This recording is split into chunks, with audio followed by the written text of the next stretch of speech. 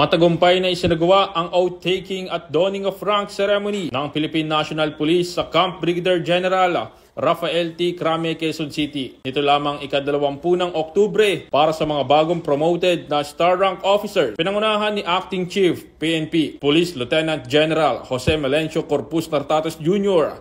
ang panunumpa sa tungkulin at paggawad ng bagong ranggo kasama ang command group, pamilya at mga kapwa-opisyal. Dalawa ang na-promote sa 2-star rank bilang Police Major General, sina Police Major General Wilson Joseph F. Lopez at Police Major General Maria Leonora C. Camarao. 15 opisyal naman ang naitaas sa 1-star rank bilang Police Brigadier General. Tampok sa seremonya ang patuloy na advokasya ng PNP sa profesional na pag-unlad, merito sa promosyon at pagpanday ng literato, kaakibat ng temang bagong PNP para sa bagong Pilipinas, serbisyong mabilis, tapat at nararamdaman.